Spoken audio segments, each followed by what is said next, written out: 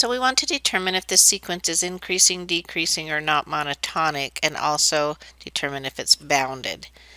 It's going to be a little harder here to look at the n and the n plus 1 term to see if it's increasing or decreasing, so we're going to do something a little different. We're going to consider the function that looks like this sequence. Now the difference between the function and the sequence is this function is continuous except at x equal negative 4/5, and the sequence is the integer values of the function starting with the positive integers. So if we put in 1, we get the first term in the sequence. That's the same thing as this function at 1.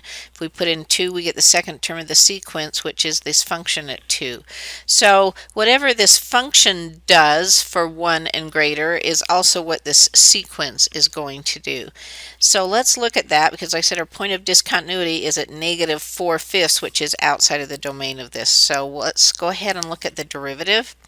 We're going to need a quotient rule. So we've got the bottom, which is 5x plus 4 times the derivative of the top, which is 3, minus the top, which is 3x minus 1 times the derivative of the bottom, which is 5, all over the bottom squared. Now we're looking at the derivative because we know if this derivative is always positive, it would be always increasing. If the derivative is always negative, it will be always decreasing. And if the derivative does sum of each, then that's not monotonic.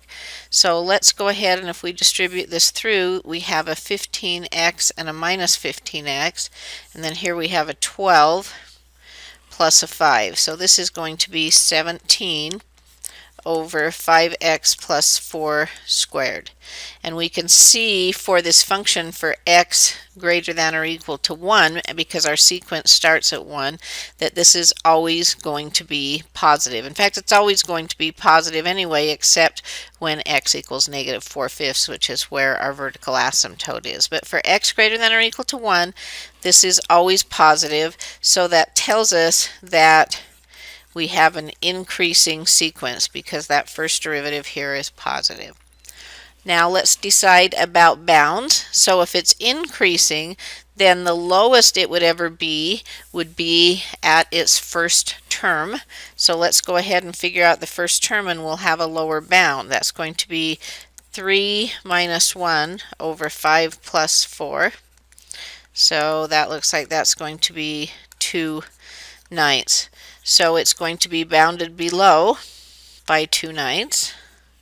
And if we're looking for an upper bound, it's always increasing, but let's see if it has a limit. If so, that would be the upper bound.